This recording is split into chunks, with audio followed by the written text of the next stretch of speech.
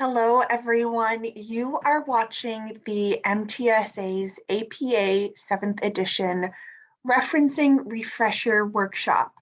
My name is Emily, and I am the Master of Teaching Student Association's Director of Academic Development for the 2021-2022 academic year. And so the purpose of this workshop is not necessarily to provide a super comprehensive overview of APA 7, but rather just to review some of the most common types of sources that you can expect to reference throughout your time in the Master of Teaching program through your coursework, as well as your research, and just a couple of things to look out for while you are engaging in this referencing process. So more of comprehensive information can be found on Purdue OWL, which is Purdue University's online writing lab. And they have a very comprehensive overview of the APA style, including pretty much any kind of resource you could hope to cite, as well as other formatting conventions for student papers. For this workshop, we'll be taking a quick look at the format for in-text citations, as well as some key things for reference lists, including basic formatting rules, what to do in different scenarios when we're looking at authors, what to do for academic journals versus books, as well as looking at other print sources, electronic sources, and audiovisual sources. So the first question is, what is APA? So APA stands for the American Psychological Association. And this style you may have encountered if you studied in the social sciences, in the sciences, excepting engineering, in business, in nursing, and now, of course, in the MT program. So APA is a referencing style, much like MLA or Chicago, which is used in other areas of academics. And similarly to other styles, the point of APA is to have a standardized format for crediting the resources that we're using in our academic work, whether it be assignments or our MT research. What's important when we're using APA is that we're only citing the sources that we have used.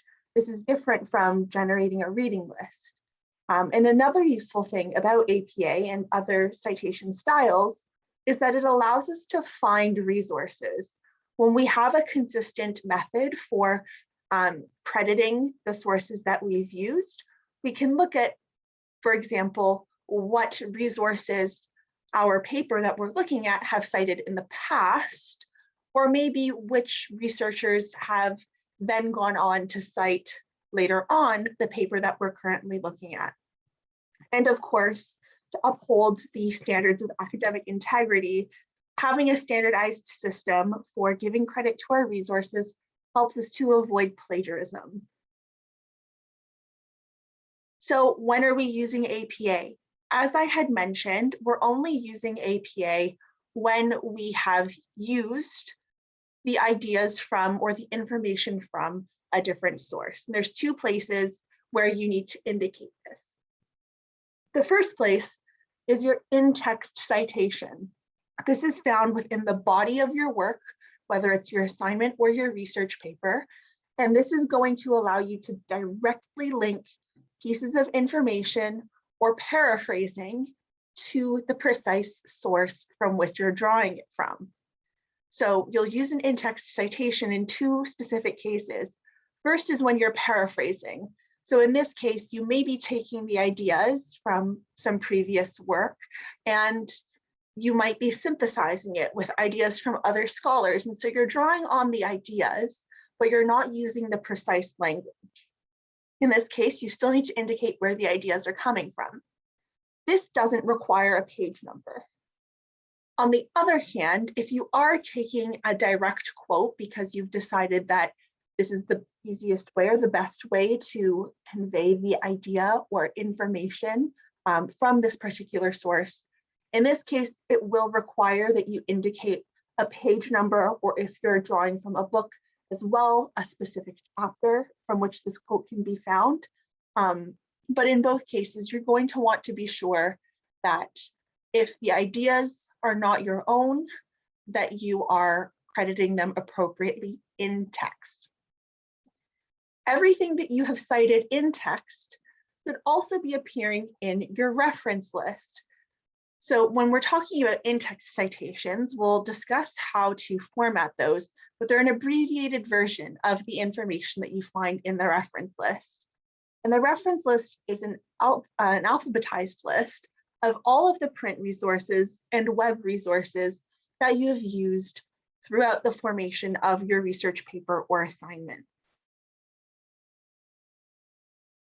So when we're talking about in-text citations, they predominantly follow the name date format. And so you can see here, we have listed a good handful of different types of in-text citations you might expect to see. So the first example, we see Jones, 1998. This means that the source we're using has a single author and it was published in 1998. In the second example, we see two authors, and the names of these two authors are connected in the in-text citation by an ampersand. So we have Wegener and Petty using the ampersand, comma 2003. However, if you find that it's more conducive to writing flow, you can also have the names of the authors within the body of your sentence as you're writing in text. So in this case, we see Wegener and Petty, but we're using the word and then the year 2003 appears on its own in brackets immediately following the author's name. So this is only if we have the author's name as part of the sentence. Now, what is unique now about APA 7 is that when we have 3 or more authors, this is when we introduce et al. In APA 6, I believe it was more authors that you would have to list before you were able to use et al. But now with APA 7, I'll repeat, when you have 3 authors or more in the in-text citation, we will use the first author and et al. To indicate that there are 3 or more authors when we're using the in-text citation. Now, when you want to include the author's name in the part of your sentence, and there are multiple authors, you have a couple of options. Your first option, similarly to the second example, is to simply say, in this case, Kernis et al., 1993, or you could say Kernis and colleagues, 1993. Both are acceptable, although I would say that if you're going to choose to have your author's names in your sentence, you ought to be consistent. So you shouldn't have, for example, Kernis et al. 1993 in one sentence, and then Kernis and colleagues 1993 in another sentence. So pick one and remain consistent. Finally, you might encounter some sources where there is an unknown author or an unknown date. Now, generally speaking, especially when we're discussing research, in order to ensure that we're looking at credible sources, I would encourage you to prioritize resources that have identified authors and dates. This is important for credibility, reliability, and ensuring that we understand and know whose work and ideas we're circulating and recirculating. However, that being said, it is possible that you still encounter sources with unknown authors or unknown dates. In this case, you would use the name, comma, n.d. to indicate unknown date in the in-text citation. When you don't have the author's name, you're going to be sure to cite the source with its title so that it can be identified when you go back to the reference list. And in this case, and I'll discuss this a little bit more after, titles of books and reports are italicized, while titles of articles, chapters, and web pages would be placed in quotation marks. So now we're moving on from in-text citations to the comprehensive resource list. This is organized in alphabetical order and formatted with a hanging indent. What this means is that for each entry, all of the lines after the first line of the entry are indented 1/2 inch from the left margin. In the resource list, authors' names are going to be inverted, meaning that the last name will precede the first initial, unless we're talking about the name of an organization. So what this will look like is last name, comma, first initial, dot. So in my case, for example, my name is Emily D'Annunzio. And so if I were authoring a paper appearing in a resource list, we would see D'Annunzio, comma, E, dot. Similarly to the in-text citations, if we're talking about a resource with 2 authors, we'll use an ampersand to separate their names. If we are talking about a resource where there are 3 to 20 authors, we include the names of all of the authors. When we have more than 20 authors, you will use the last name, comma, first initial, dot format to list the first 19 authors, followed by an ellipses or the 3 dots, and then the last author. So here are some examples of what you can encounter in a reference list. The first example by Ahmed S. is an example of a single author. In this case, the resource that we're looking at is a book because the entire title has been italicized, and we can see the name of the publisher in that reference as well. In the second example, we see a resource that has 2 authors. So in this case, we have Soto and John, 2017, the next Big 5 inventory, developing and assessing a hierarchical model with 15 facets to enhance bandwidth, fidelity, and predictive power from the Journal of Personality and Social Psychology, 113, 117 to 143, and the DOI. So to unpack this example a little bit and understand what we're looking at a bit more closely, we see the first part of the reference gives credit to the authors by listing their names in last name, comma, first initials, dot. Then we see the year in brackets, followed by another dot. Next, we have the title of the article. There's 2 really important things to notice about the article title here.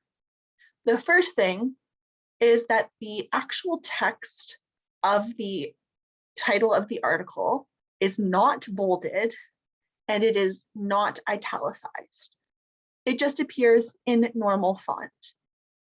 The second thing to notice is the way capital letters are treated. The title of an article will be capitalized as if written as a sentence. So in this case here, we see the next Big 5 inventory. And we see that only the T in the at the very beginning of the quote unquote sentence is capitalized. And then we have a colon before the title proceeds to developing and assessing a hierarchical model, etc. And we see that the D in developing is also capitalized because it follows a significant piece of punctuation, which is the colon. The next thing to notice is the Journal of Personality and Social Psychology. This is the name of the journal that this article was published in. Because a journal is a larger work that contains multiple sections or several works within it, we treat it as a resource that gets italicized. So this text is not bolded, but it is italicized and it is capitalized as if a title. The next thing to notice is the volume number and the issue number. The volume number is italicized and the issue number follows that, non-italicized and in brackets. followed by a comma, and then we see the page numbers or the page range that this article takes within the larger journal.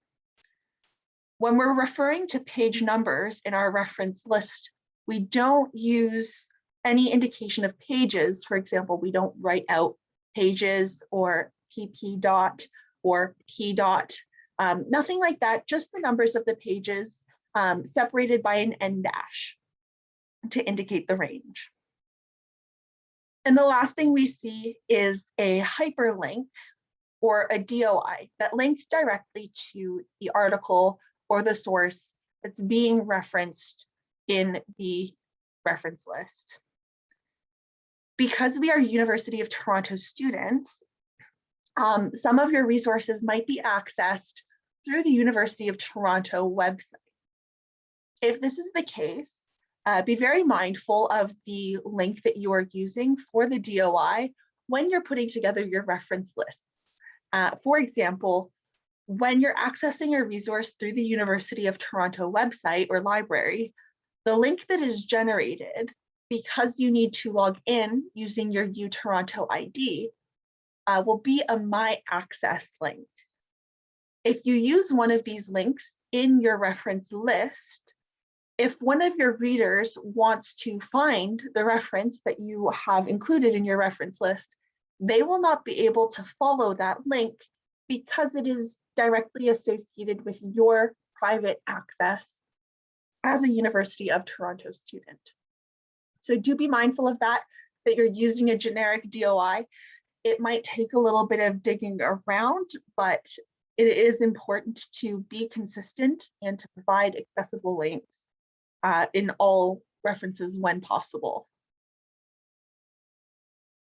The last example on this page is an example where there are more than 3, but less than 20 authors. Most of this example is formatted very similarly to the previous example. So to go over things again, we see all of the authors listed using the last name, comma, first initial, dot format. And the last author is separated from the second to last author using the ampersand. We see the date of publication appearing in brackets and then a period. The title of this article, Meta-Motivational Knowledge of the Role of High-Level and Low-Level Construal in Goal-Relevant Task Performance, appears in standard text, no bolding, no italicizing, and capitalized as if a sentence. Journal of Personality and Social Psychology is the journal title, which appears capitalized as if a title and in italic font.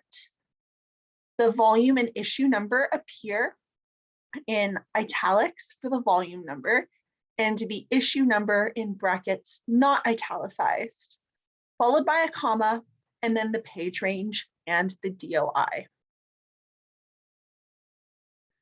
So what about group authors? This can include corporations or government agencies and organizations.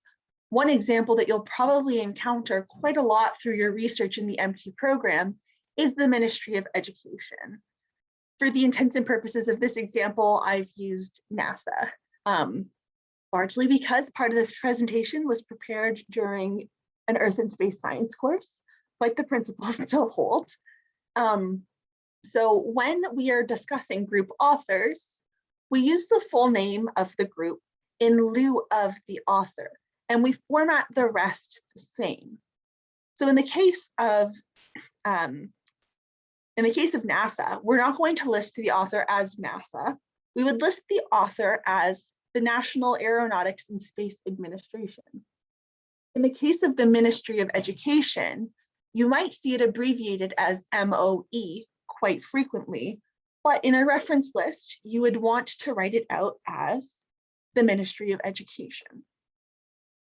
So in this example here, we have the Bureau of International Organization Affairs, 2018, US contributions to international organizations.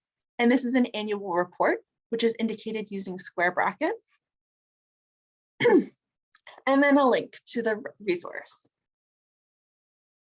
So this gives you a little bit more of a skeleton for the academic journal resources.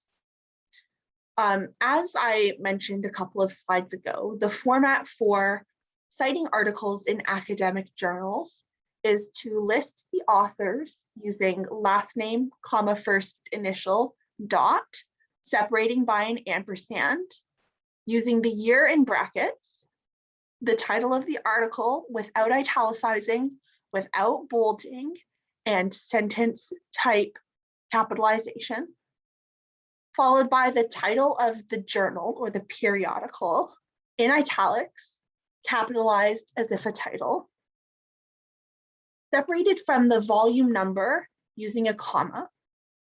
The volume number appears italicized, and without spaces, the issue number appears non-italicized within parentheses right beside the volume number, followed by another comma, and then the page range, which is used separating, the page range is separated using an en dash, followed by a period, and then lastly, the link to the DOI for the article.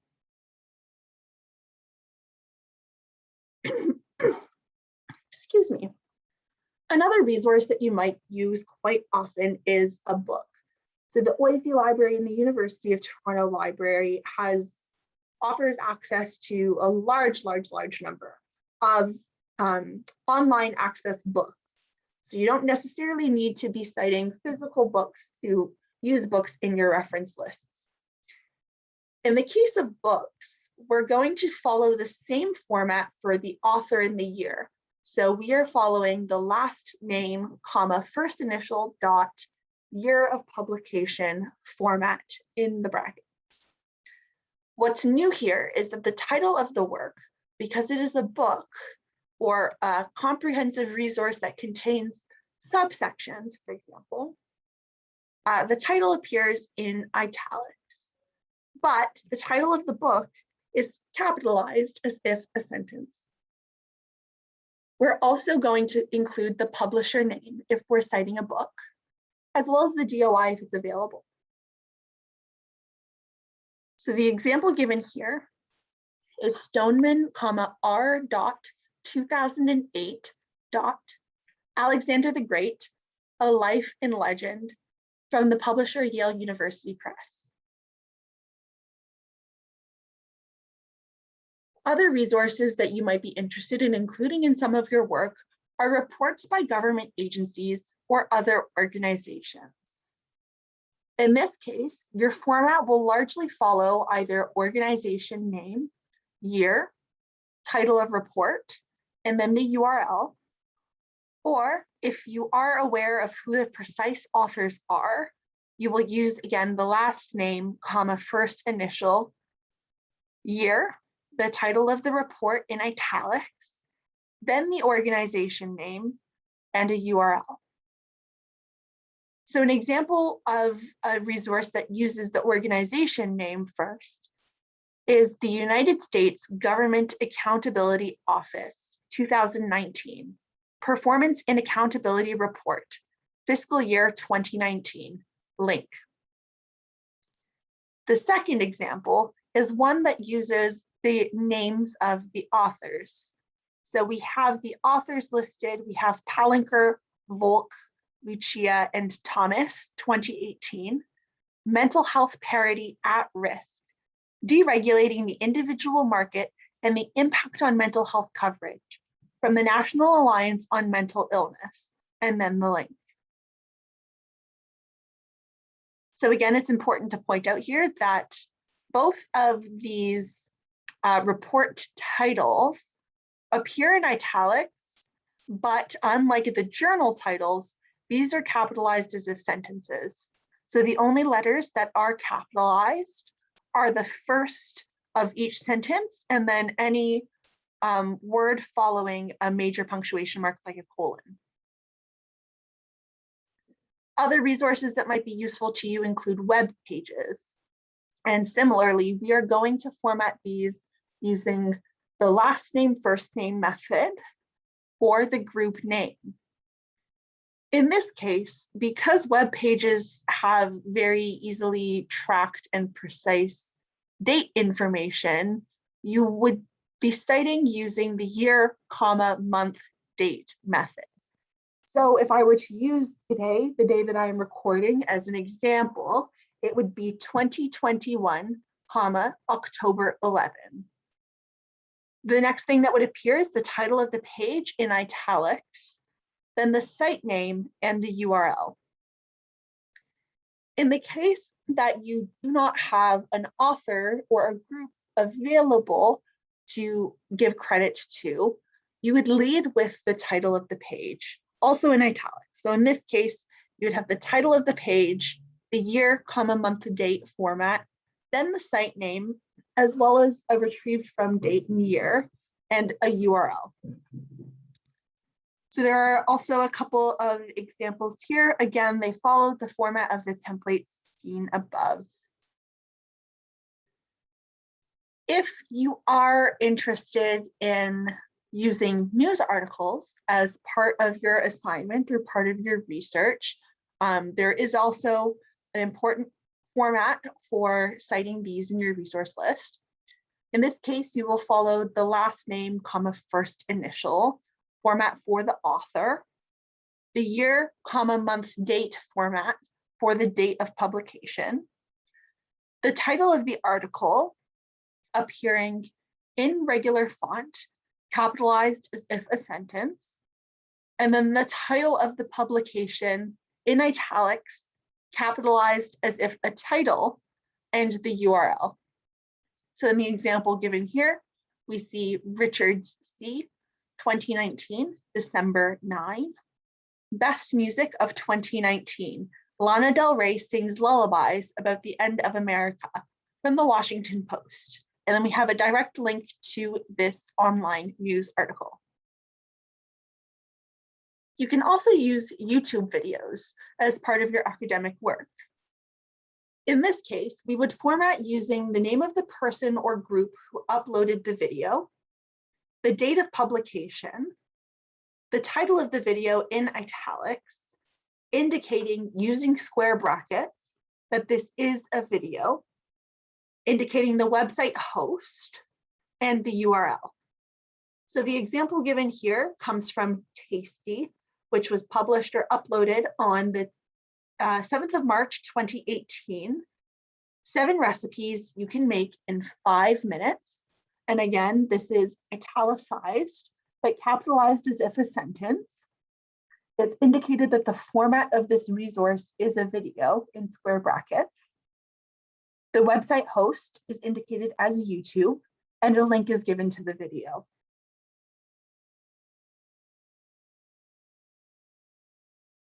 If you're interested in using other resources, you can look to Purdue OWL for more information on how to format references for things like interviews, podcasts, film, television, other video, and much more. One important thing that you might consider looking into when we're talking about, if I scroll back a little bit here, when we're talking about books, to be mindful of is the fact that sometimes you might encounter essays or articles that are part of a book. And if you're only using one chapter, for example, or one article within a larger book, that your resource page or your reference page indicates that it's just that chapter or just that essay within the larger book that you have referenced. And information on how to do that, once again, can be found on Purdue OWL.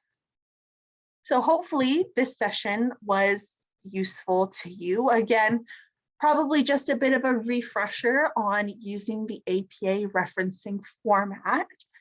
I hope once again that you found this useful, and I wish you all great luck with all of your MT assignments and research tasks this year.